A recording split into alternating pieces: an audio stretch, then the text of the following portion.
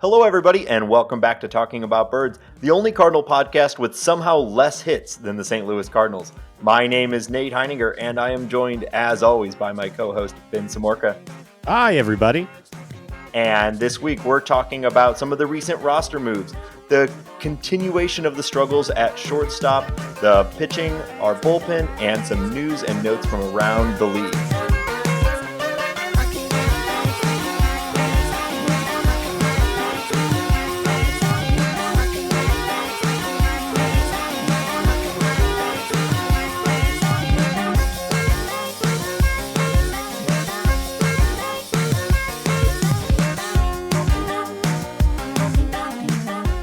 Thanks to Cardinal70 from The Bird Scored for that opening joke. If you have an idea for the opening joke, tweet us at Talk About Birds or consider joining our Bird Scored at Patreon. Ben, how you doing this week? I know we talked a little bit before we recorded. This is just, you're having a breakout season, I guess. Let's just get right to it. A season of firsts. We've talked about your foul ball. Which I have. I did want to make sure that I had this to show it off. Look at that. Wow. Scuff and everything. Amazing. Looks good. Looks good. Looks like a baseball. So I honestly, Nate, I feel like absolute garbage today. I feel like trash. And is that, I guess I'm wondering how that's different. Is that just your normal, the normal weight of your existence, or is there some sort of something new to talk about? I guess this is new. I mean, it's the same story, different day, I guess, but there is a new wrinkle in it. Okay. As you were saying, I caught my first foul ball this season, which was the first time that has ever happened in my 33 years of being on this earth. Nice. So thank you to the baseball gods there. And I think I even said on the episode, the other two baseball-y things that I need to do that haven't happened yet is sit in the green seats at Busch, which at some point I will do, and get on the jumbotron. Because in this 33 years I've been on this earth, never been on the jumbotron with my knowledge. I am sure that I have been in the background, or something like that, and either not noticed myself or whatever. But I have never been on it and noticed it. And I guess I'll preview this story with the idea that I have, or a belief that I hold really, and that is if you are on the jumbotron and you have something in your hand to drink, you have to kind of get in position. Nobody can see what I'm doing right now, but get in position and finish whatever the drink that you have in your hand. I think that should apply to food as well, by the way. I think you're right. Yeah. So I had a pretzel. I was at the Rockies game last night, which the Rockies got blown out like 9-1 or something like that. It was a miserable game. Standard Rockies affair. And it was like 50 degrees out. So it just wasn't a great game to be at. Yeah. But we were there. So anyway, and I actually had a pretzel with cheese that night. So that would have been really funny, like cramming an entire soft pretzel into my mouth. Yeah. But unfortunately, all I had was a beer at this point in the game. And I bought I'm a huge fan of the Dale's Pale. Shout out Dale's, or Oscar Blues. They sponsor this podcast fully. Next time you're at your local grocery store and you buy some Dale's, make sure to enter the promo code #BenLovesDale, and you'll get 20% off. Just say that to the checkout person, and they'll know what to do. So anyway, if you've had Dale's before, it's a tasty beer, but it's a pretty heavy pale ale, right? And I had just bought a 24-ounce one, and I clearly wasn't thinking very clearly. And we're sitting up in the club level, and the camera guy. I mean, we're very classy. Yeah. The camera guy the place is empty basically. The camera guy walks up, stands right in front of us, and basically points at us. And I go, "Oh my God, it's going to happen!"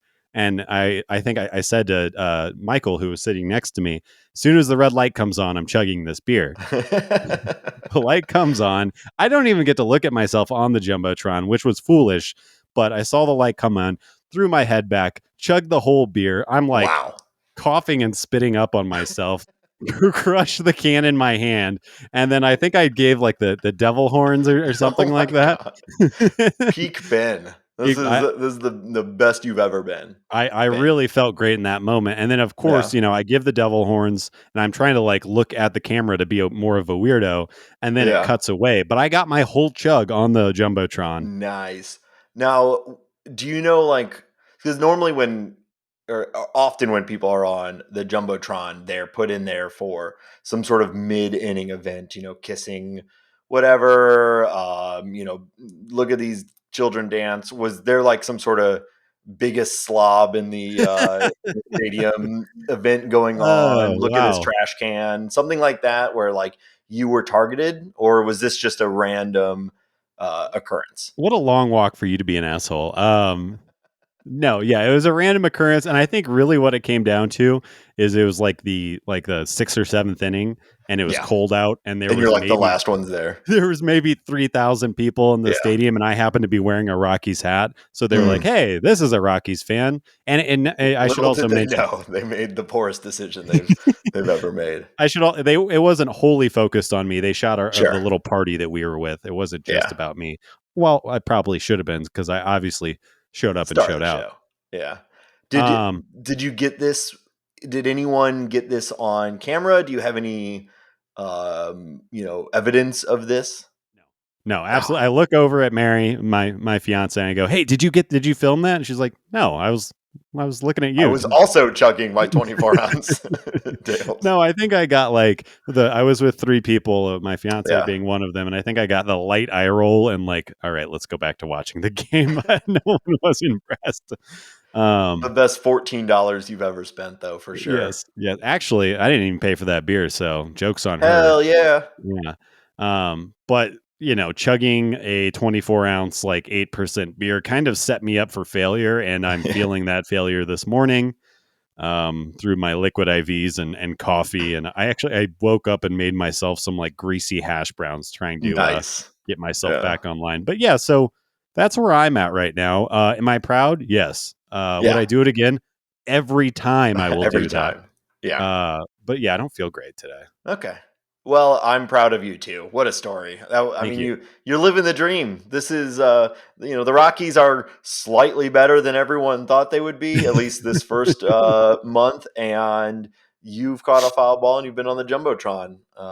What more could a fan ask for? Because these things just keep happening, and I guess I'm just going to throw the challenge out to the universe. The next thing that I'd like to have happen is to play one of the like fan games on the jumbotron. Mm, They, of course, they do like yeah, Rockies trivia, or you could play sure. cornhole to win like a Coors duffel bag or something like that.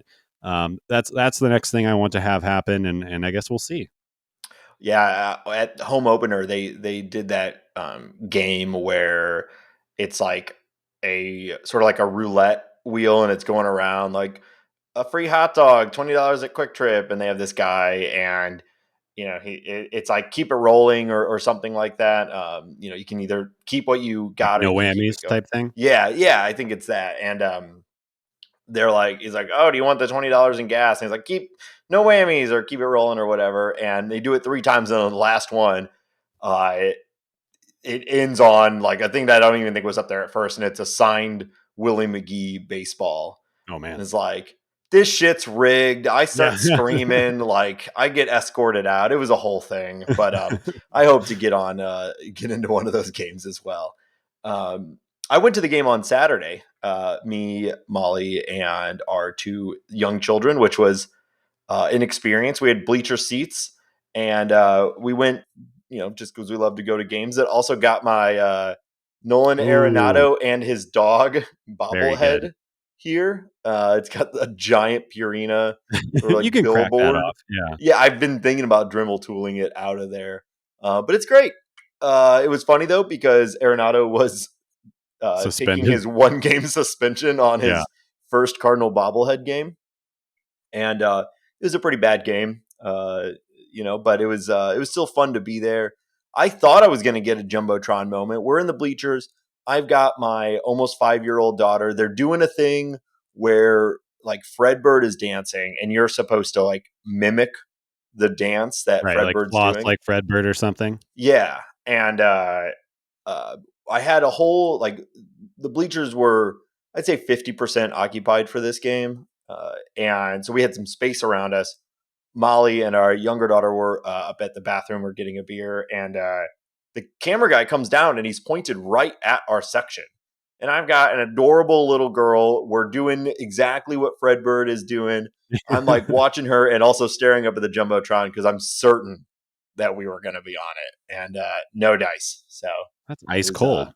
yeah, it was super ice cold. So of course I shoved the guy over the wall into the outfield, and I get escorted out, and Sure, two sure. strikes now. So, uh, but a man's got to have principles. It's a good line to draw. I think that's very brave of you.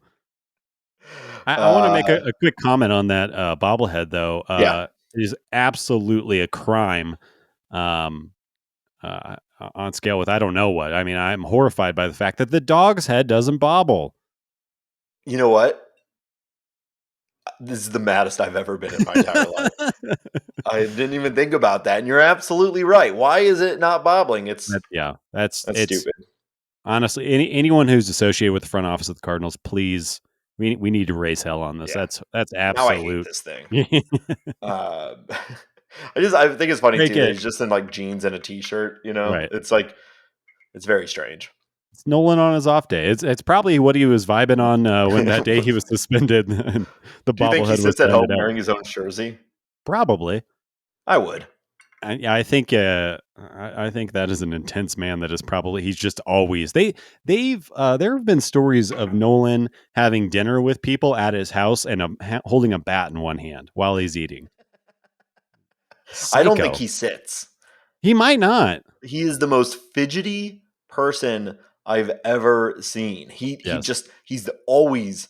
It's like he got struck by lightning when he was like 4, and the energy is still in him, just bouncing around. Some like weird like street level superhero that just Yeah, can't stop. Yeah. yeah. Yeah, But he we chose had to. Brad Miller for that one year, and I thought Brad Miller was like, "Oh my god, that guy's always picking at his jersey or moving or fixing something or whatever." And yeah, Nolan is just holding. Yeah, he's a psycho. Yeah, he never stops. We got a good. We got a good. Glimpse into what he can do when he's actually upset. Wow, Also, we'll talk about that here in a little bit. But why don't we jump into some of the actual Cardinal talk here? But again, I'm just so excited for you, Ben. All thank you. right, so we've had a few roster moves since we last spoke. Probably the big one, I think the one that we're most excited about, although the reason why it happened is less exciting. Edmundo Sosa is on the IL, and because of that, a guy that you and I both thought was going to make the opening day roster, been raking, acquired in the Matt Adams deal. Juan Yepez has now made his major league debut. We are recording Wednesday during the game. That went great last time. No crazy news happened right after Yeah, we got done recording last week. But Juan Yepez has now made his debut. He has gone, at least as of now, 2 for 3 with 2 right field, opposite field bloop doubles. What a way to make your to make your opening in the MLB. But anyway, really excited for Yepez to make his debut. What do you think? yeah. I think. Well, obviously I'm excited about it. I think that anything to get this offense going makes a lot of sense, and obviously he's the type of guy to do that. He's on fire. There have been games this year that I've wondered if we just swapped out the AAA hitting only. I'm not saying the whole team, but if we could somehow have the AAA team hit for the St. Louis Cardinals, would that offense be more productive? And that answer might be yes some nights, especially the way Yepez and Burleson and Gorman have been going after it. Obviously, they leave some to be desired. Well, all three of those guys are defensive liabilities to some degree. Maybe Gorman being the best defensively, and he is a converted third baseman to a second baseman, so that's still not great. But Yeah, no, I mean, I think it's great. I think getting some, not that the Cardinals are lacking energy, I think getting somebody who's hitting well makes a lot of sense. We obviously have some guys, Dylan Carlson and Mr. O'Neill, who are hitting under what I think all of Cardinal Nation, and they believe that they can hit, and I believe they'll pick that up. But yeah, of course, I like the idea of bringing up a hitter. Obviously, he cannot just 1-for-1 swap out with Edmundo Sosa, but I think the fact that he got to start in the outfield for his first major league game is pretty interesting and pretty telling. I guess the thing that I kind of want to ask you is like, how do we how do we as Cardinal fans understand the way that Mo and team are treating Yepez versus the way they are treating? I guess I'll pick on Gorman specifically because we haven't really seen them do much with Burleson. But they seem more aggressive, and I Yeah. think I know why, but it's hard to kind of verbalize what's going on here. Well, I think there are a couple factors. One, a more boring factor, but it is a reality in the business of baseball, is that Yepez is on the 40-man roster. He was added at the end of last year. If you remember, he was added to the wild card game roster. He Right. never played in that game, but he's already on the 40-man. So you don't actually have to make any major baseball decisions to add Yepez to the active roster. It's a lot easier to do. So I think that is part of it. Yeah. But why was he on the 40-man in the first place over Gorman? I guess that speaks more to the question that you're asking. And I don't know. I think we talked about this a little bit before with the Yepez and Gorman conversation in the preseason. I think, to me, the ceiling and the floor, even for Gorman, has always seemed so much higher that the Cardinals have been more hesitant to overexpose him and let him develop at the normal pace that you have a top prospect like him develop, outside of the freaks that we see in the league now that are going from like double A or even single A straight into the majors at like 20 or 21 or even younger. Gorman has developed Bobby Witt, more. he accelerated pretty quickly. Yeah, Bobby Witt, Julio Rodriguez. There's these guys, but they've all been prospect rankings. Gorman is highly rated, but not to the degree that those types of guys are, right? And Gorman does have a couple parts in his profile that could be more worrying at the major leagues than some of these other guys, notably his strikeout rate, right? Guys who strike out a lot in the minors don't often come into the majors and just suddenly that's a solved problem. Often it's made even worse, right? So you can see this idea that he's playing at a new position. He strikes out a lot. Yes, he's crushing the ball, but we don't want to overexpose him. We want to develop him at the pace that we normally do with the top prospect. Because once he's up, you kind of get the feeling that he's never going back down, short of like a disaster at the majors, right? So yeah, I think it makes sense that they'll handle him like Dylan Carlson, right? Like Yeah, maybe if it goes really poorly, they'll send him back down for a tune up or whatever the hell happens when they do that. But when he comes up, he's going to come up, and yeah, I guess it's just because I guess it's just pedigree then, isn't it? Because you can't. Obviously, Gorman's power he's eclipsed Yepez a little bit, but yeah, I mean, Yepez has been fantastic in AAA and really, really broke out last year. So, right, yeah, maybe the defense is a little bit more a part of it, and I think like the pedigree, the high draft pick, the high ratings, the all right. that stuff. I guess that's weighing in more than maybe the I performance that guess we're seeing in so. front of our faces is. I guess. And if you do, well, clearly the Cardinals believe that Yepez can at least stand in right field. And we've never seen that from Gorman. And so, with the outfield struggling, even though they are all essentially fixtures in the lineup, you still want to be able to, like, that adds and maybe another start a week, rotating those guys around a little bit. You can give O'Neill a shot in center, give Bader a day off, Sure. have Carlson play left, or let Yepez stand in left, right? Just a little bit more flexibility to get him in there. Whereas Gorman, they're really just looking at him at second base, or I'm sure he would still play third base. But with Arenado and Goldie, the starts are few and far between, and Gorman can't play short. So you're really limited on where you're going to start him. And I don't think they want him up unless he's going to start, which I guess is a good segue into, um, where the fact that might be happening sooner rather than later anyway. The I Pauly think, D of it all, right? yeah, for the first time, at least that I can remember, we're getting actual, like, real concern from John Mozeliak about Paul DeYoung. Now, we as a fan base have had that concern for years now, But off season, he's doing what any GM would do. If they've made the decision that Paul DeJong is going to be their starting shortstop, right or wrong, his job at that point is to express confidence in Paul DeJong, right? So all the offseason stuff about him being our guy, don't Yeah. underestimate him. Like, that's what he's supposed to do once that decision has been made, right or wrong. Well, and I think like, But just I'm sorry to cut you. Sorry.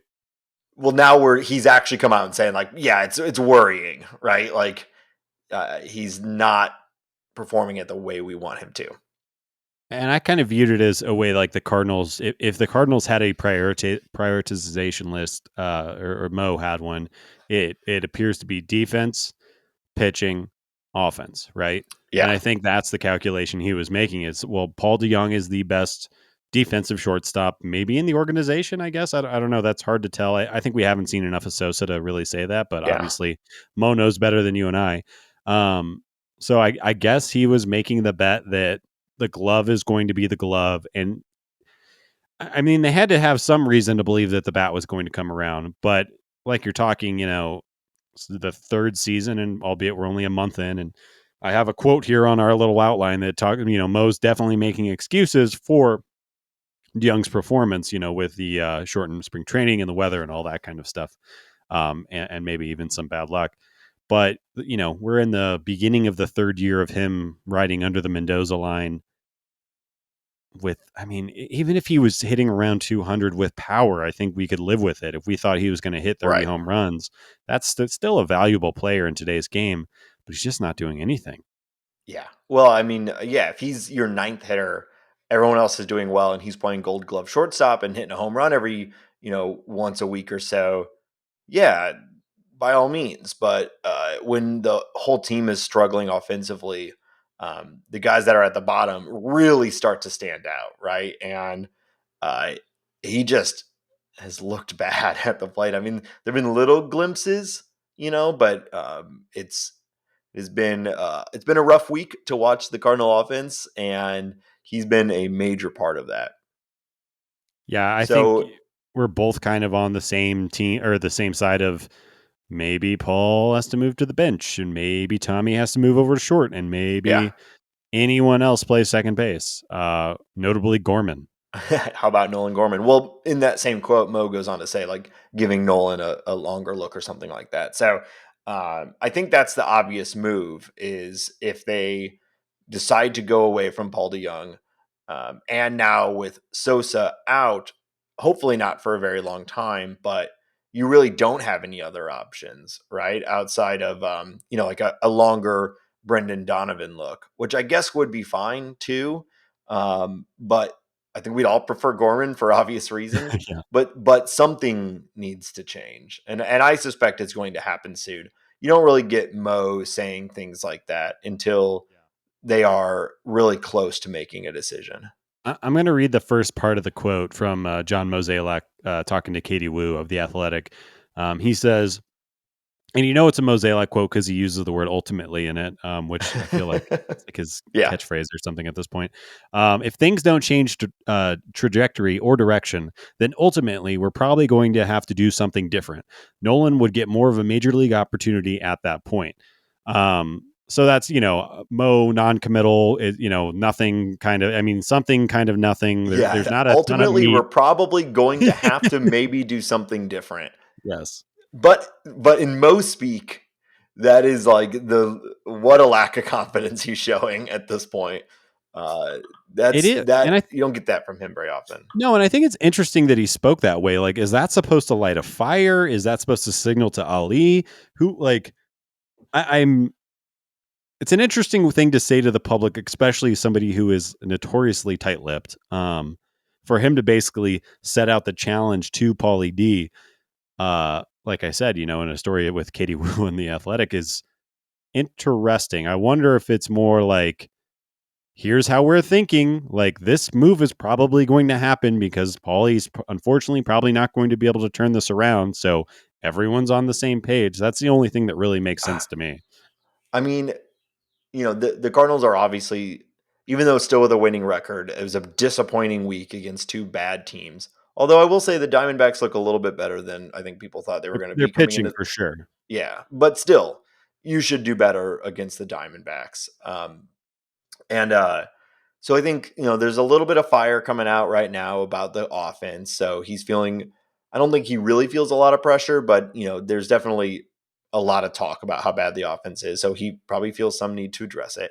I also wonder if he just thinks we care more about things like people who've been signed to extensions and have been given bigger contracts, like does he might think that the fan base it would be upset if Paul DeYoung is benched or something like that, like because he was a guy that they went out and extended, and he feels like a stronger connection to someone like DeYoung than maybe the fan base actually does. Because I get the sense that the majority of Cardinal fan base would be pretty fine with DeYoung not being the starter anymore, but maybe he feels some sort of allegiance with the how long DeYoung's been here and previous performance. I don't know, just a thought.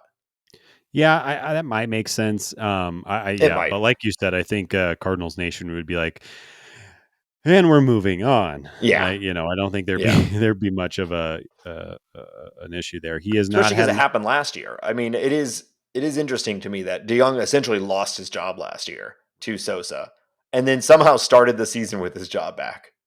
Yeah, and I had to look up the salary because I was very curious about that. He is making, he's 6.6 million this year and 9.6 million next year, and then two team options for the following 2 years after that. But you cannot imagine that those are going to be picked up there for 12.5 and 15.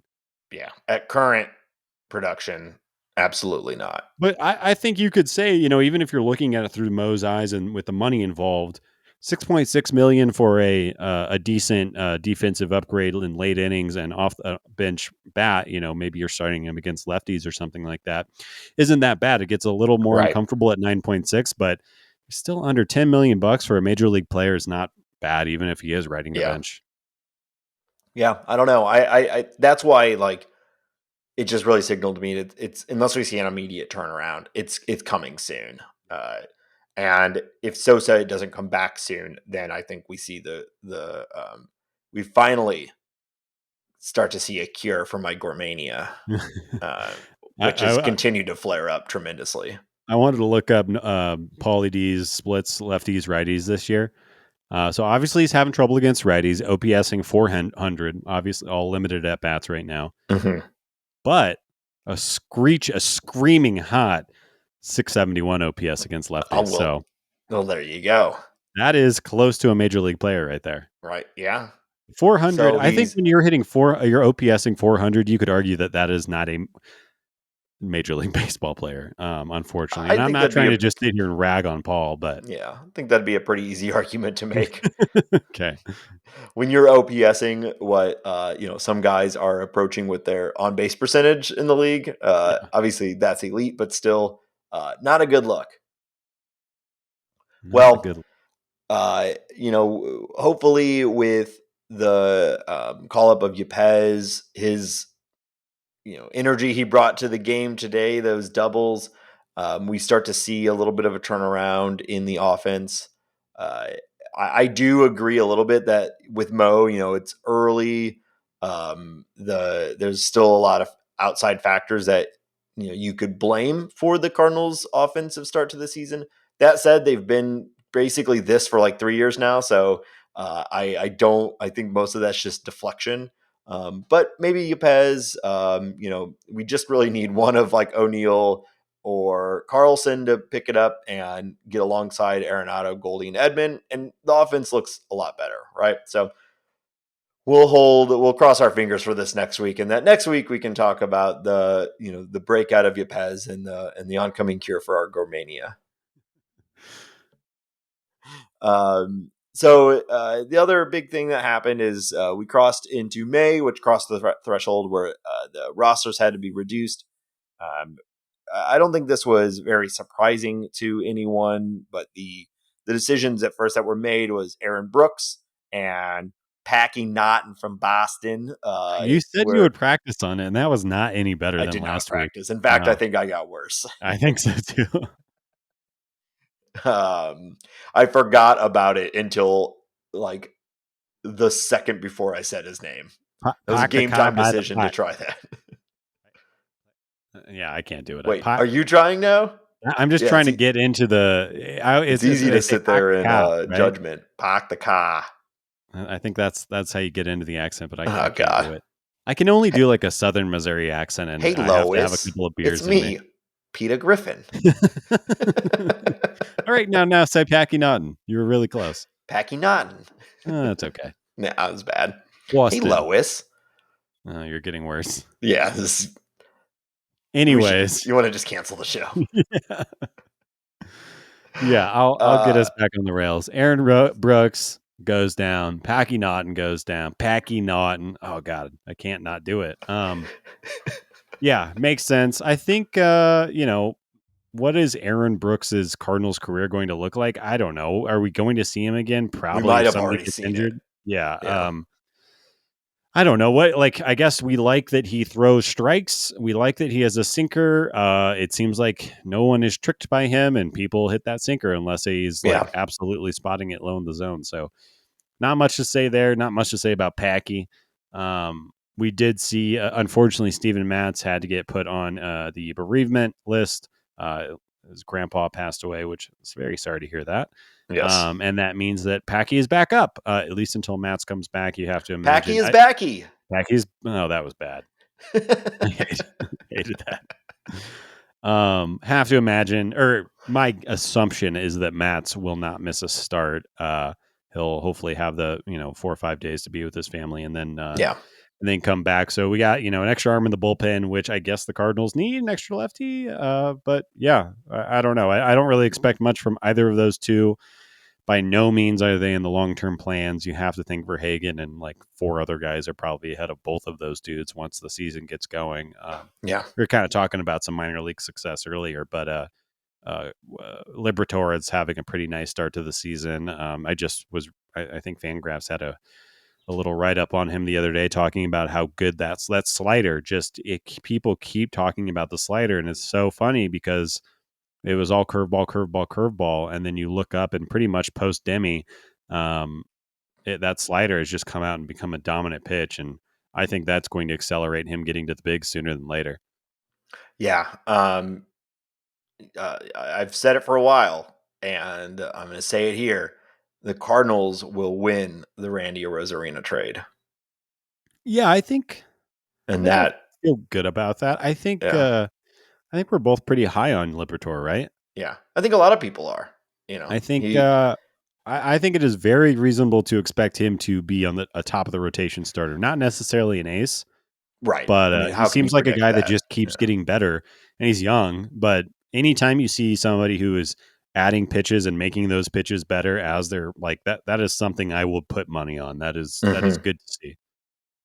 Yeah. I'm excited. I mean, I think um, I have to imagine that probably not right now, but if we're seeing an opening in the rotation later this year, we start to see the talk of Liberatore getting that spot, getting a shot at the majors. Yeah, and Oviedo's been good. Zach Thompson's Yeah. been good. There's been some good pitching down there, so I think Yeah.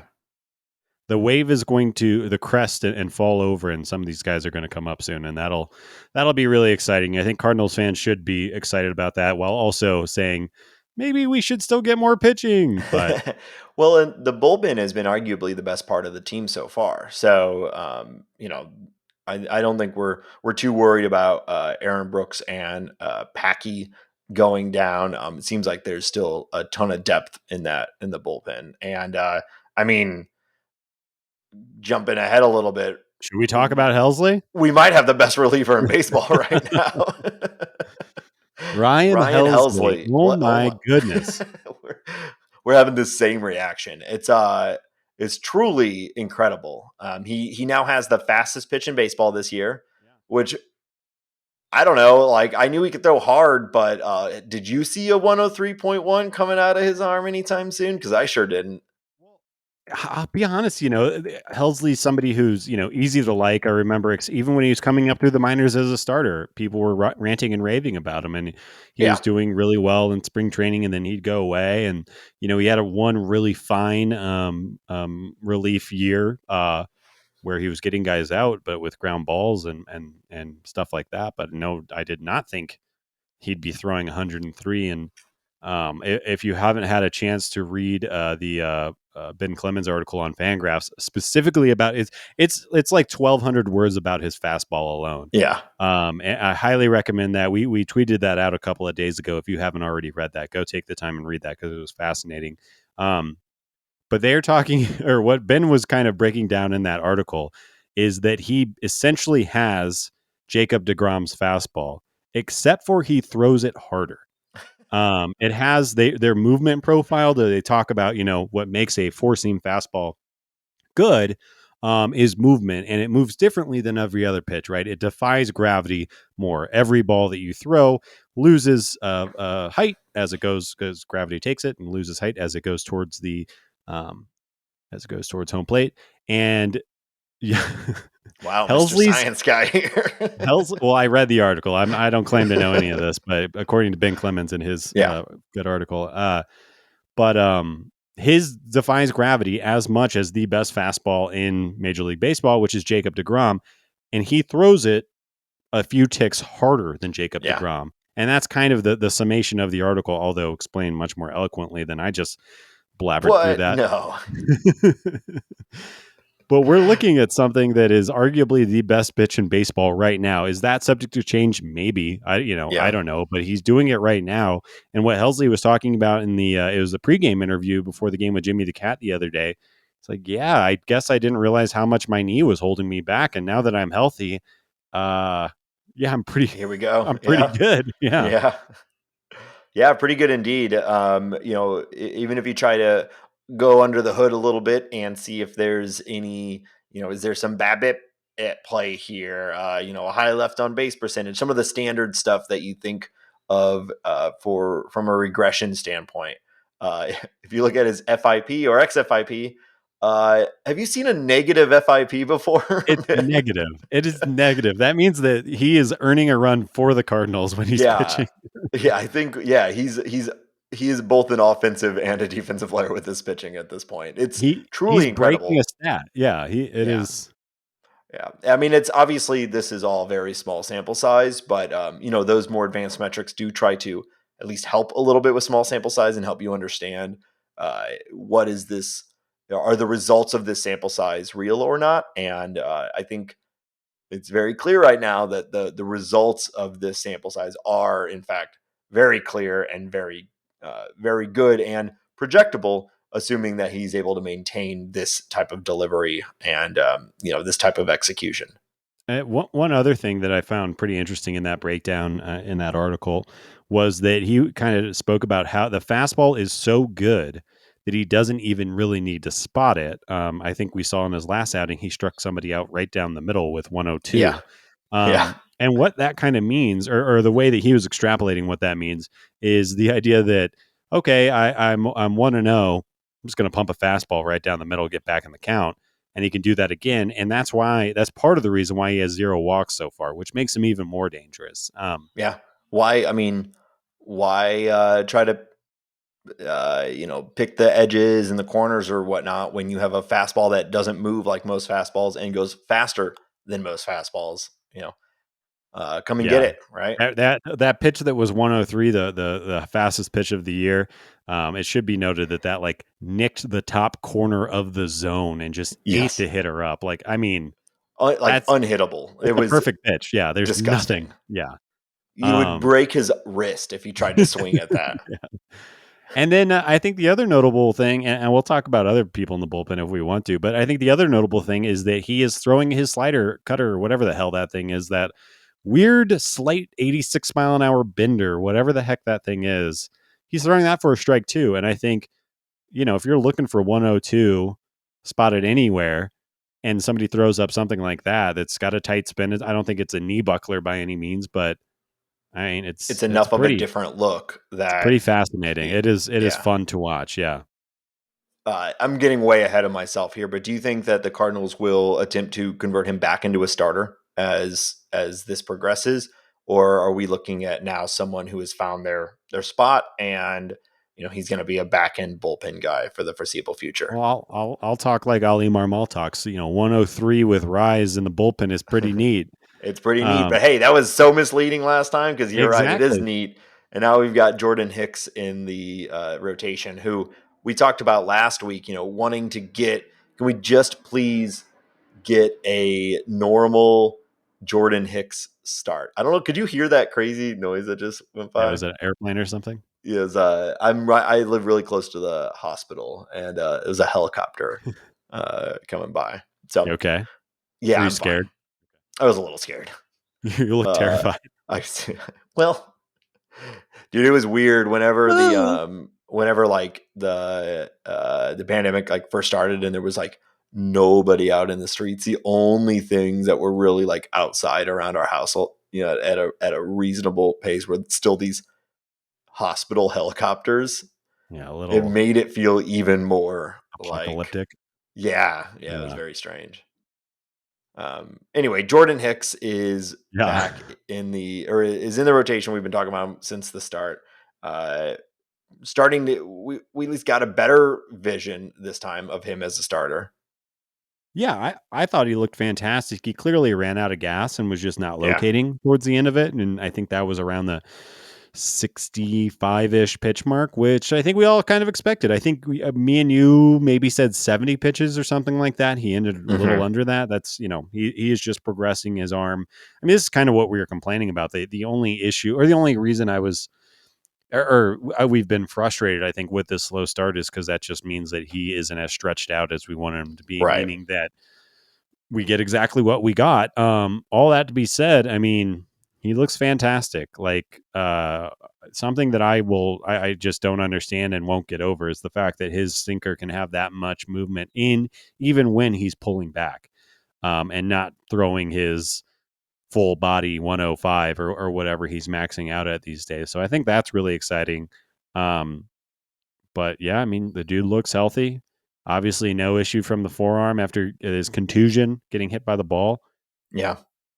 There's Yeah. nothing to complain about. I'm just ready for next start, and hopefully, he can add another inning or two and keep him strong and healthy. But you have to imagine that the Cardinals' plan of keeping him healthy by moving him to the starting rotation is working, right? So far, so good. Right. I mean, he's had a weird start to the season for all the reasons you listed, but overall, I'm continue to be excited about Jordan Hicks as a starter. Yeah. Um, yeah. What anything else? With the pitching that you want to talk about? I did want to like Mats. Let's just talk about Mats for a second, who I Mm-hmm. think, we were obviously like, oh no, it started poorly. What should we do? Batten down the hatches and swap the poop deck? I don't know. Yeah. Normal baseball language. Do those Swab the poop things. deck and batten down the hatches. And I think now, all Cardinal Nation has watched Yar. Cardinal Nation has watched a couple of Matt starts really closely, right? Yeah. Obviously. And I think what I've kind of picked out from what makes, or sorry, how to tell when Matt's is pitching well, or how to tell when he is on, is when he can get that sinking fastball in on right-handed hitters. And when he's getting that pitch, he seems like he can get anybody out. Mm-hmm. I know on the broadcast they were talking about his speed, his velo seems like it's got to tick up, but I think we've kind of usually set him around in the mid 90s. Nate's dropping shit over there. Um, dumbass. and but seeing him, throw 94, 95, 96 in sinking fastball on the inside black corner to right-handed hitters. I mean, after he locates one of those, hitters kind of look useless against him. And seeing him rack up 6-7 innings, time after time here, I think maybe he's pitching and maybe he's just a little hot right now. But I would say so far better than advertised. I not sure I expected the results that we're seeing. So I'm going to take that with a big grin and be happy. I did expect these results, and I'm happy with them. I will also take them with a big grin. Um, Do you not like that? yeah, I thought that was good. yeah, no, that's a thing people say. I told you I I'm hungover today. I'm not I'm not locked in. No, I don't have much to add on to what you said, but this is the mats that we were hoping to get, the mats that looked like the Blue Jays kind of unlocked in the second half of last year. And the theory was take that, plop it into the best defense in baseball, and see what happens. And I want to see him against a truly all time lineup. I want to see him pitch against like the Dodgers or something before I start making crazy expectations about the rest of the season. But he certainly has looked good, and it's been really nice after that first start that you and I spent so much time talking about. Yeah, I mean, I I'm think pretty sure he listened to our episode and took our advice. I think it's really nice to sit here and say I am very confident in Matt's for his next start, and I am very confident in Mikolaus for his next start. So Yeah. I think Cardinals and Cardinals fans can. I'm not sure how confident a month ago we felt about saying that kind of thing, and here we are, and I feel very confident. Yeah, absolutely. And this weekend against the Giants, right? That should be an interesting test. Not a traditionally deadly offense, but they continue to do it. They continue to make it work. So that should be a good series. Yeah, they are faking it too until they're making it, but like very consistently and kind of stomping on people. I need somebody smarter to explain to me why the Giants are good. Well, we talked about it a little bit in one of these episodes, but I think they just have, like the Dodgers have, they have an incredibly advanced approach to matchup data, and they're getting down to the swing plane against pitch type level with their guys. Right. Some of the stuff we've heard Ollie talk about, though, not quite the results that the Giants and the Dodgers have been getting. But I actually watched most of the Giants and Dodgers game last night, and they spoke a lot about that, just the way the two teams play matchups and how like the level that they are playing each other is far deeper than it might have been even just a few years ago. And I mean, with what the Giants did last year with that lineup and that pitching staff, like you have to believe it's some sort of underlying element that they've figured out to win these percentage, like increase their percentage odds just enough across every single possible instance that it results in winning 107 games. And they're on pace again for, a ton of wins. Yeah, and I think we talked also about, and I have to imagine it's a 4-game series. We're probably going to see Rodon. They made some really nice pitching signings.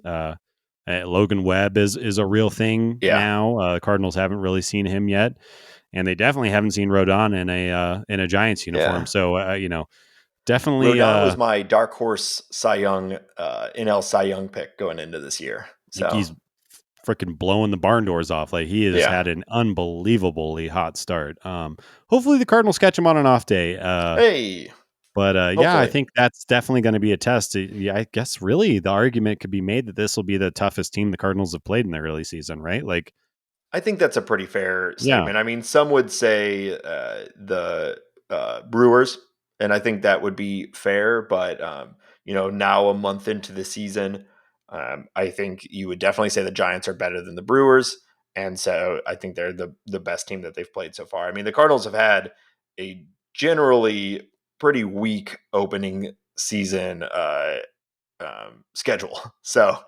it doesn't take much for them for us to say it's the most difficult team they've played. I guess maybe the Mets too. oh yeah, no, the Mets. Yeah, I Yeah, totally spaced on that.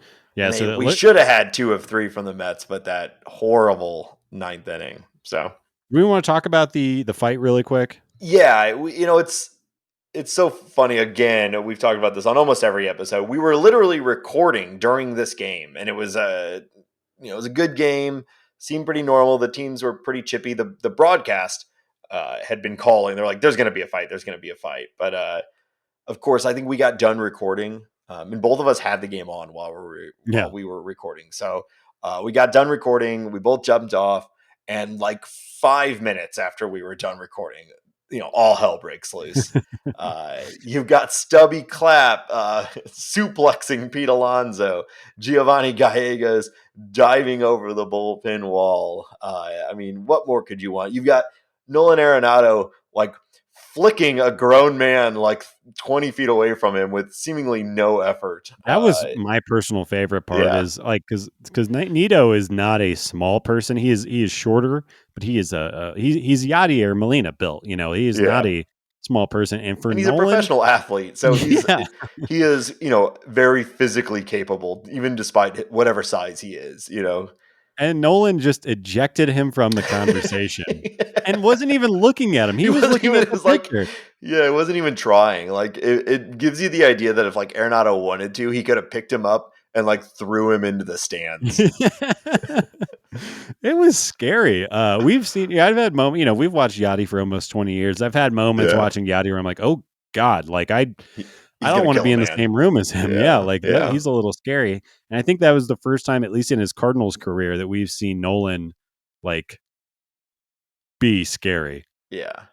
And then you've got the unknown Punisher, Stubby Clapp, coming out and taking down the polar bear, Pete Alonso.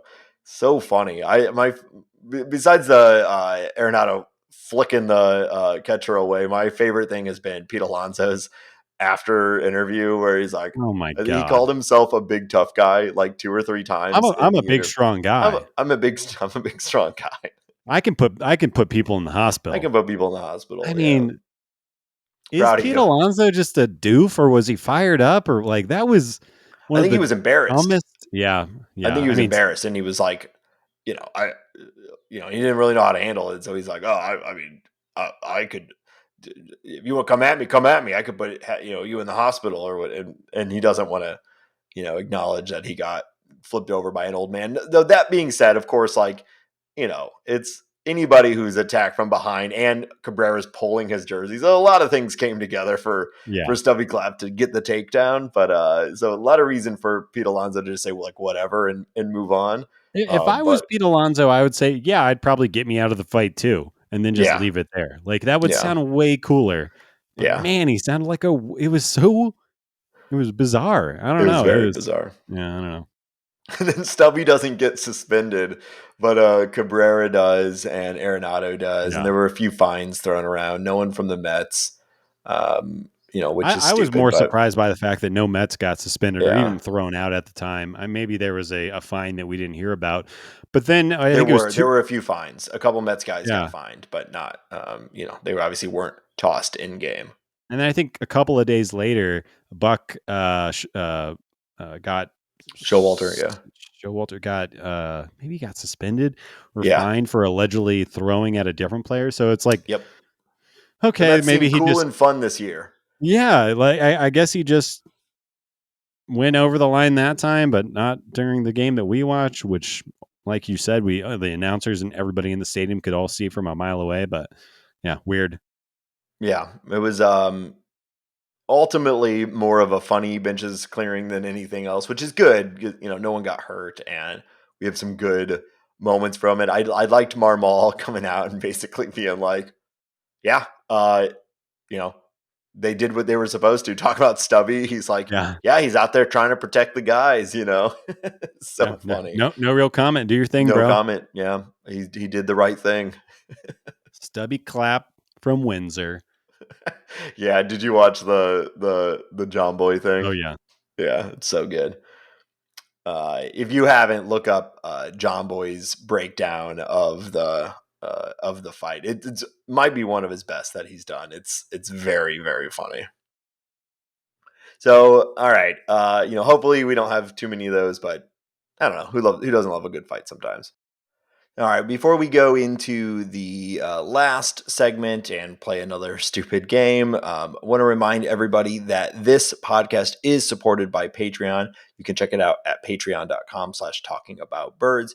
If you love the show, want to support it, want to see it grow, consider chipping in and throwing us a couple bucks on the Patreon. Every member of the Patreon gets to join the Bird Scored, our private Discord server where we talk about the Cardinals, talk about the show, and really just trying to build a little tiny Cardinal community. So we appreciate all of our patrons and those of you considering joining. If you aren't able to do that or have and haven't done this part, we'd love it if you'd take a few minutes to give us a review on your favorite podcast app. It really does help.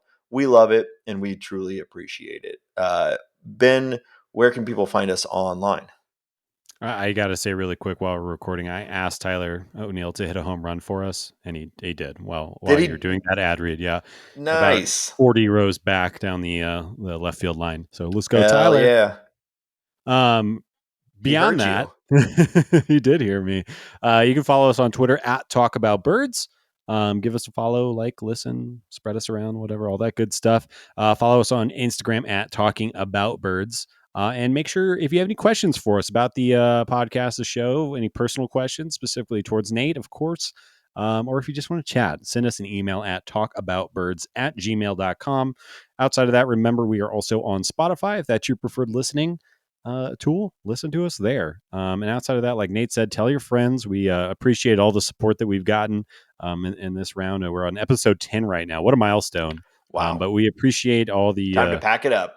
all the fan interaction and everybody telling everybody about it. And it really means a lot. So thank you. And Yes. let's spread that word like peanut butter on some jelly. Wait. You know, I was getting dinner with Mary the other night, and she told me I often just, if I could just cut off one sentence early, I think I would be a lot better socially. And it was after an awkward interaction I had with a waitstaff person. Yeah. And I think I just heard it right there. I think I just heard Yeah. it. And I'll shut up now. You kind of went too far because, Damn it. spread the word is good. Spread the word like peanut butter. Okay. I get it. It's not horrible. Spread the word like peanut butter on jelly. I don't know about you, but I've made a lot of peanut butter and jelly sandwiches, and I don't think I've ever spread the peanut butter onto the jelly. That is Well, chaos. I'll make you one. Next time I see you in person, I'll make you one. You fool. What a way to complicate a very simple procedure. I know. I'm trying to even think of. So the place that we were at, they have a new thing on their menu. They're hot wings that are peanut butter and jelly flavored. Maybe that's where my brain was at. I don't know. I'll shut up now though, and we can continue the episode. Peanut butter and jelly flavored hot wings. I love a hot wing. Yeah. I love a peanut butter and jelly sandwich. I'm having a hard time understanding how those two could be blended. Were they good? Yeah, they're sticky. Will I order them again? I don't know. Yeah. I love people trying, right? Yeah. Shoot your shot. Yeah, it's like a very crunchy restaurant. They're like ran by like fish heads. So Mm. it's like Was it some crunchy there's peanut butter? stoner food. No, it was like a That's good. sauce. Okay. Shout out All right. Esther's. Yeah. I mean, I do love esters. So. Okay. Well, anyway, let's talk about some other. You could cut all that out. That was bad. Nope. All right. We're going to talk about just a few things that have happened around the league. Some interesting news. I guess the first one, I don't know how much I want to talk about this, but it's been a long time coming. Trevor Bauer, 2-year suspension. He's appealing because, of course, he is. I don't know. I guess your question here is, do we think Trevor Bauer will actually pitch again in the majors? I agree. I think we should stay away from, if you've read any of the reports and everything that's going around. We are not lawyers or cops. We don't know what happened here exactly, but we can reasonably assume. But yeah, I think it's more interesting to talk about, like, first off, like, kind of an unprecedented suspension. Usually an agreement is reached between the player and MLB. Right. Rarely is it just handed down from on high. And then, exactly what you talked about. Of course, he's going to appeal it because it wasn't mutually agreed upon. And honestly, he'd be stupid not to appeal it because this is money. I think that a couple of things that are interesting is, obviously the Dodgers have a lot of weight in the MLB, and this essentially voids his entire Dodgers contract, which the Dodgers are clearly happy about because they don't want him to play anymore. But yeah, I do think an interesting question is, will he ever play in the bigs again? And I think it's made more interesting by the way that the MLB at large has handled Roberto Osuna, who, if memory serves, he is still only like 27, and I think he is closing out for a team in the Mexican League. Yeah. So it's interesting. Is Bauer, like, I don't know, how is this going to shake out? If you had to bet money on it right now, does Bauer ever pitch a major league inning again? If I can, share my personal feelings, I hope that he does not, but I bet that he will. So Do you think it's that he will redeem himself in the public light, or do you think that he is talented enough that a team will take a chance on him?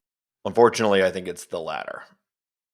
I just he was one of the best pitchers in baseball before all of this, and we have seen teams willing to put aside almost anything in pursuit of winning. And I'd be very surprised if 2 years from now, assuming the suspension goes through, there isn't some team that's willing to eat the bad press for a high end pitcher. But maybe Yeah. I'm probably being cynical here because you're right. Like Asuna, he's not in the majors right now, but it also Oh, wouldn't surprise me if he comes back. yeah. Osuna's was obviously bad. I Yeah, mean, they're all bad, and it's like I don't mean to go here and qualify how bad these certain right, actions were, but one of the ones that and I'm just speaking from my point of view very personally, is one of the ones that I am most troubled by or offended by or disturbed by was the Aroldis Chapman one. And if you remember right. correctly, there was a fracas. I don't know exactly the details of what happened, but he fired off a pistol in his garage while his child was sleeping in the other room. And that one really, really, really irks me. And the guy is, all-star closer for the Yankees and has been Right. for years. Probably So Hall of Fame, frankly. probably He's Hall of Fame. yeah. Yeah. So that one really bugs me. Obviously, a firearm and a child being involved is absolutely freaking horrifying. And yeah, he's who he is. So I agree. I also think that Bauer is the type of guy who will, like, I would not be surprised if if let's say if he this whole suspension happens, he can't reduce it at all. I would not be surprised if he spent the next 324 suspended games practicing and honing his craft and getting better and better, so that he is that kind of guy that will come out and want to Yeah. shove it down everyone else's throats or whatever, right? Like, that's his personality type, or at least how I'm reading his personality type. Yeah. Yeah, it's complicated. I was frankly very surprised at the 2 year thing. I thought you were going to see something closer to what most of the other guys have gotten in this situation. And I do think it's hard to imagine it's a coincidence that the suspension is basically the rest of his Dodgers contract. Like they have already said, we don't want him to be a member of our team anymore. And good for them, standing by their principles. But like I don't know. My guess is that it gets reduced because that's usually how this stuff goes. Maybe not dramatically, but it still gets reduced. Then he'll come back, and then I really think some team will sign him, but maybe I'm wrong. Yeah. We shall see. Um, another formerly high end player has an interesting reason to stop playing baseball right now. Wow, what a horrible transition that was. That's Robin, bad. Honestly, there's how do you get out of the Bauer talk? You just need to move on. Just drive Robinson past it. Yeah. Cano was DFA'd by the Mets. Yeah. Um, yeah, Crazy, I guess. I mean, the only reason I really wanted to talk about this, because I like to bring up how unbelievably horrible that trade was. I thought that trade was bad at the time. yeah, That trade continues to look bad, especially with Kelnick being, much more successful and done. I think he's going to pop, it seems like, for the Mariners. But I mean, the fact that Brody Van Wagenen traded two young prospects for Robinson Cano, who had already been popped with yeah, performance enhancing drugs, and a closer who was, albeit good, he's still a closer. And I think, you'd never want to overvalue relief innings. Just what a bad trade. And this makes sense to me. This also is one of those things where it's just that Cohen money is real. And that is a yeah. real advantage for the Mets. The fact that he can just go write a $40 million check and kick Cano on the way out. See ya. That's some team's entire payroll.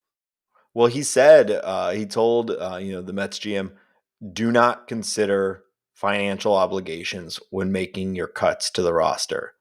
And I think that's great. That's how every team should be managed. It sucks that like we as fan bases also have to be like, consider the salary impact of players. And for some teams, like you said, that's their entire budget, right? Like uh we've railed about the ownership enough, but it's nice to see them say like, most teams I think Cano's still on the roster simply because of his salary. Do you think he gets picked up once the waivers go through and all that?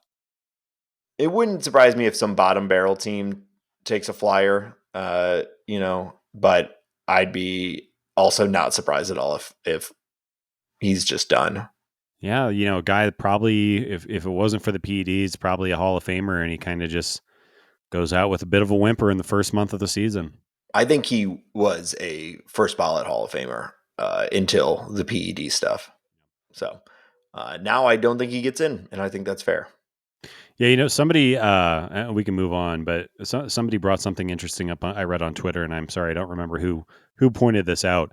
But the fact that he got caught with PEDs after he secured the bag, the 10 years and 200 and I can't even remember. I think it was 240 or 50 or 60 or something like that. Obviously more money than he'll ever need. The fact that he got caught with PEDs after that fact, I think shows you one thing, and that's that he doesn't think he can do it anymore, or without help at the very least. It's kind of a weird, I don't know, weird set of Yeah. circumstances, and here we are. Yeah. I mean, it's really hard to break down the psychology of someone in that sort of decision making. But you're right, it is, or whoever's point you're quoting, it is an interesting point that most of these guys are getting caught earlier in their careers, or at least before they've signed one of the biggest contracts in baseball history. Yeah, interesting. So I don't know. I don't think he gets picked up, and I think it's fine. He had a good run. Hope the He's Cardinals got don't more. pick him up. I'll say that. I can't imagine that the Cardinals can. That would be very funny. If they're Nightmare like, all right, fuel. we're making a change at second base. It's the one that you've all been wanting. We've He's a signed lefty hitter. Robinson Cano to I do, Ben. You're right. I hope that they don't do that. What a brave stance we just took. We've talked about Kershaw a lot on this show for various reasons. He's now set the record for most strikeouts for a Dodger pitcher. That's cool. Good for him. Yeah, I mean, passing Don Sutton is incredible. All the names that he's passed already is incredible. I just love talking about Kershaw, and I thought that'd be a nice thing after talking about two losers. Talking about Clayton is always better. I think Cardinals fans give him a hard time, but it's nice to, rightfully so. Matt Adams is his father, as that's been pointed out. But I do think it's just important to recognize that we are watching Sandy Koufax, Bob Gibson, whatever crazy pitcher name you want to assign with him. He's still doing it with diminished he's velocity. Back, baby. He seems as good as he's ever been. Yeah, he looks great. Yeah. We are. Kershaw's gonna be talked about for the rest of our lives when baseball's talked about. So yeah, I agree. It's great. He's awesome. I am a big fan of him, and I also, I respect his father, Matt Adams, a lot too. It's nice that he lets him still play. Yeah. And then before we move on, just a little shout out to Dusty Baker, first black manager to have 2,000 wins. I know he's had some hard times against the Cardinals and everything like that, but hey, Cardinals, he did another one that the Cardinals, I think we kind of disrespect Dusty Baker from a on the field. He managed the Reds for so long, but zoom out a little bit. One of the best managers of all time. What an accomplishment. Yeah, very cool. And honestly, as he gets older and he seems to just be more and more of himself. I love listening to him talk and post game interviews and everything like that. So shout out, Dusty. We always liked him as a person. We just thought he's really bad at bullpen management and stuff like that.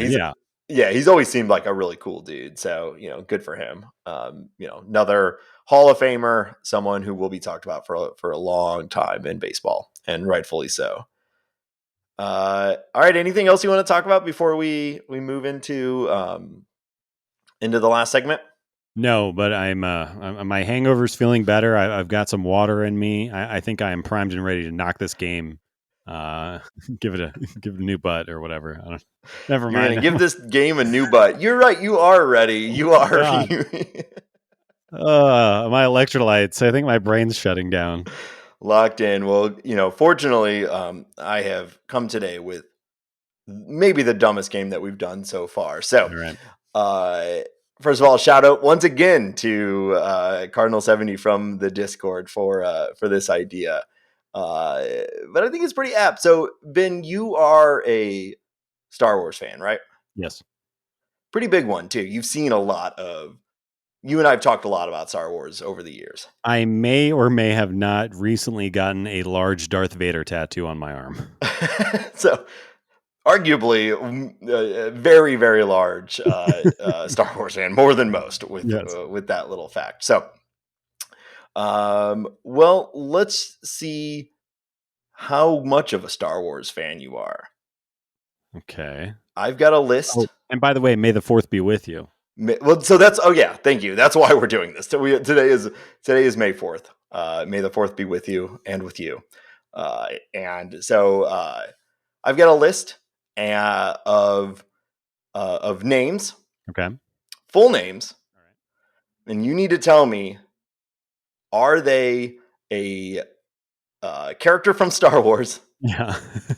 Or are they a major, or were they, or are they a Major League Baseball player? So, and Ben, is he a Jedi or a ball guy? Does he support the dark side or does he like to slide? Does he use the Force or make force outs? We'll find out at this week's game. Star War or Ball Star? No. I am your father. I like. You're out!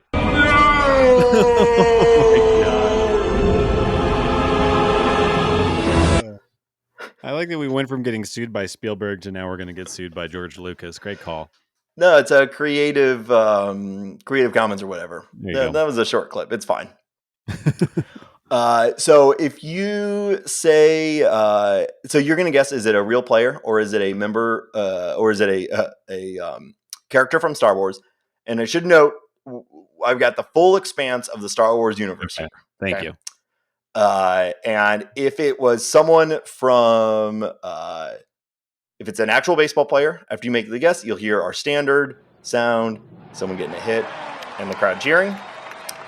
And if it's wrong, or rather, if there's someone from Star Wars, you'll hear C-3PO insulting, I assume, you. Suddenly an overgrown mophead like you would be stupid enough. Wow. Thanks, C3. All right, so am I a Wookiee? Are you now comparing me to a Wookiee? You're an overgrown mophead. Whether you're. All right. Good job knowing the moment of the movie, though. So I'm cool.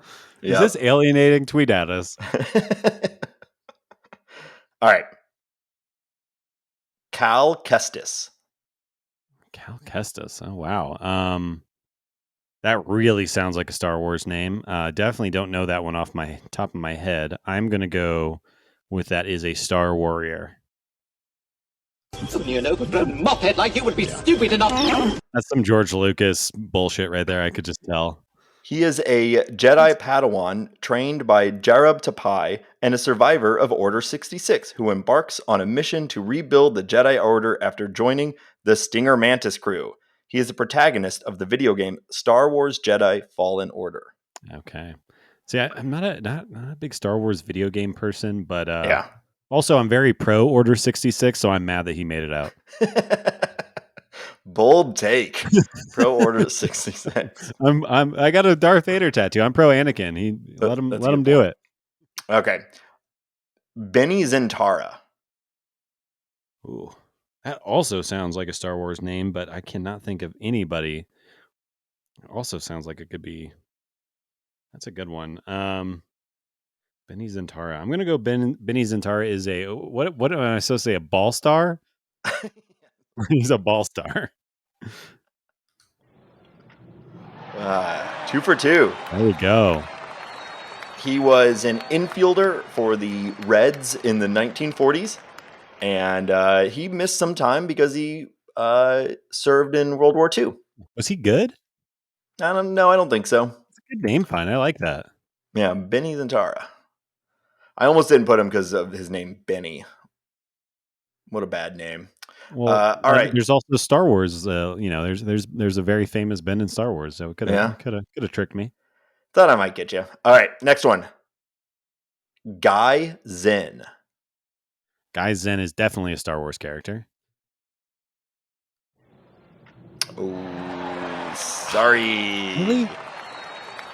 Guy Zen was an outfielder for the Yankees and Orioles from 1910 to 1915. God, who am I thinking of? I felt very confident in that. I know you came in hot on that one. Damn. All right. No. I almost did that where I was gonna have like, if you get it wrong, it's Vader saying no, but I just stuck with the format we've done. So Should have tried harder. And I used it in the opening song, or not song, but anyway. That was good. Owen Lars.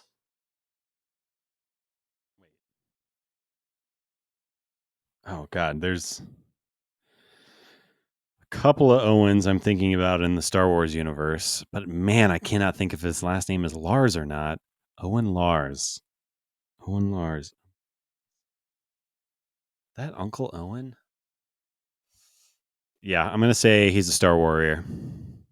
Only an overgrown mophead like you would be stupid enough. That's right. This was a good one, Ben. This was the one that I thought you might be able to get off of the knowledge. This is Uncle Owen. It's step uncle and surrogate father of Luke Skywalker. Yeah, and There you also Family Annihilator by Neglect. Man, you've got so many Star Wars hot takes. This is good. All right. Again, if this is alienating, tweet at us.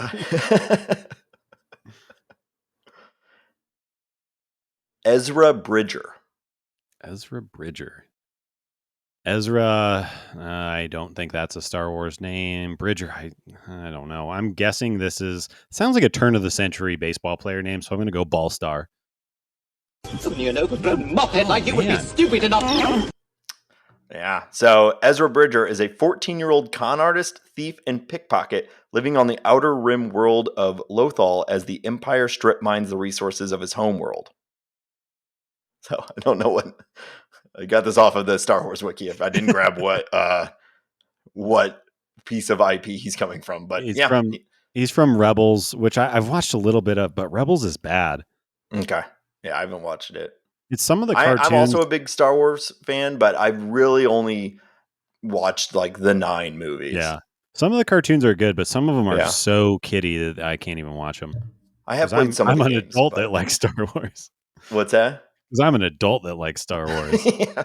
All this kid bullshit. Never sound cooler. Sebi Zavala. Sebi Zavala. I am 99% sure that's a Star Wars character. So, Star Warrior. Damn. He is actually a current player. He is a catcher in the White Sox organization, who I believe has played in the majors at one point. Who am I thinking? I think the alliteration. That's just such a Lucas thing. I think I felt confident there. Yeah, I mean that's part of what I had a lot of fun going through Baseball Reference looking for real life names that sound like Star Wars names. All right. I want to make sure I'm going to try to say this one right. Leovahildo Z-Case. Say it again? Leovahildo Z-Case. Leovahildo. That sounds like Star Wars because it's overcomplicated. Leovahildo. But it also... Say it one more time for me. Leovahildo Z-Case. Huh. Oh, man. Wow, I'm stumped. I am going to not trust my gut because my gut hasn't been helping me and say he's a ball star. You got it. There we go. That's an amazing name. Right? He is. His last name, I could be saying this wrong, but I tried to have the internet and also Molly help me figure out how to say it. He is the only player in Baseball Reference whose last name starts with an X. He is from Cuba, and he was a player for the Cincinnati Clowns, Oh my which God. is a Negro League team. Wow. in That's the an 1940s. amazing pull right there. Yeah. All right. A few more for you. I love that name. That should be a Star Wars character. Right? It's a great name. Pretty interesting dude. I read a little bit about him as I, was doing this bullshit research, and interesting guy. All right. Zev Seneska. Zev Seneska. Again, that sounds like a Star Wars name, but now I'm almost wondering, was George Lucas like looking at old box scores and iterating on their names?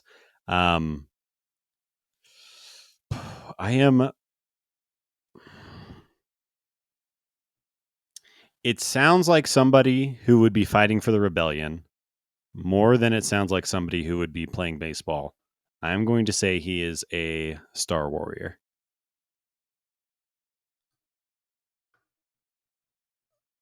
Some neon-overgrown mophead like you would be stupid enough. You got it. Some neon-overgrown mophead like you would be stupid enough. That felt unnecessary, C3. Some neon-overgrown Oh my God. Stop it. I got it right.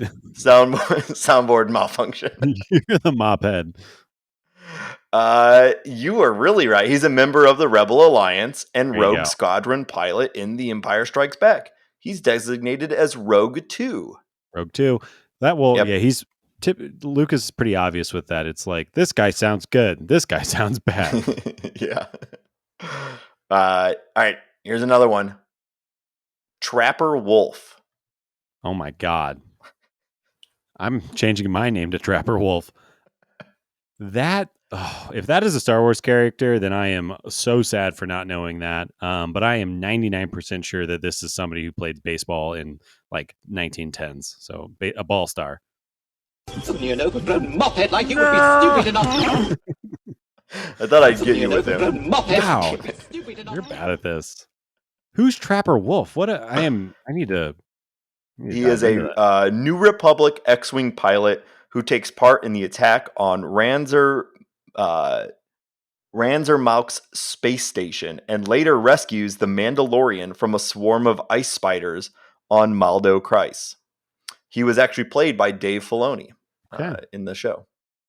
Well, You remember I that should've from known Mandalorian? I do remember that. That's when he's testing out his new ship and he gets pulled over. Yeah.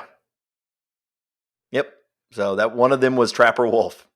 Well, Dave Filoni giving himself an amazing character name. Good call. Yeah. All right, the last one for you. Sweetbread Bailey. Sweetbread Bailey. That has to be a ball star. Guaranteed. Yeah, okay. That's a good one. Yeah. Sweetbread, Sometimes. isn't that like entrails? What? Aren't sweetbreads entrails? Oh. I don't know. I I've would have been thought at like night restaurants. like a pound cake would be like a sweetbread. Wait, what am I thinking of? Sweet. What am I are you thinking of? No, Or like a donut would be a sweetbread. One second. I'm Like Googling a yeast this. donut. Fried sweetbreads. What is sweetbreads? No, am I? What are you talking about? Well, I don't know what I am talking about. I'm stupid. Well- I'm thinking of something. Okay. Well, what a cliffhanger we're going to leave this episode on. Ben, you actually got 6 out of 10 Okay. in Star War or Ball Star. So thank you for playing. That was maybe the worst game we've done so far, but good job, I guess. You got an F. Yeah. So- that feels about right. Yeah. Or I guess a 60 that'd be a D. Yeah, that's it. I'm D passing. minus. Yeah, passing. Sure. You passed the bullshit test. Go Okay. read some more extended universe novels. Sweetbread is a culinary name for the thymus, also called throat, gullet, or neck, Oh, or Okay. pancreas. okay. Or pancreas, thank you. Typically from a calf or a lamb. Okay. I just wanted to make sure I was not insane there. Okay, gross. Right up, they're pretty good. Yeah, sure. Cool. Well, glad we got there.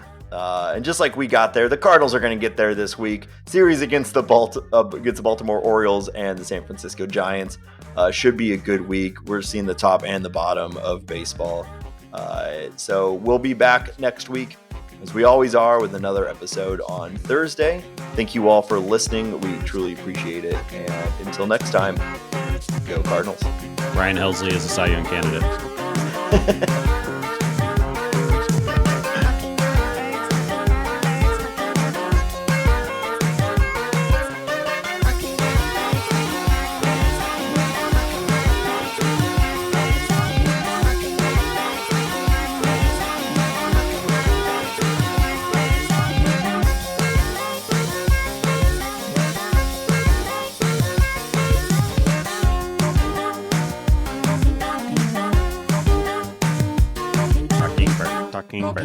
Talking bird. Talking bird. Our mascot should be a parrot. Yeah, that would make sense. Like our podcast's mascot, not the Cardinals mascot, because it's a bird that talks. We have a different bird as our mascot. I think like that's it. good. Yeah, yeah, that'd be pretty funny. Or we'll just like take Toucan Sam from Fruit Loops or whatever. Just like poorly cut it out with Photoshop and blast it on our stuff. Yeah, that makes sense. We're good at this.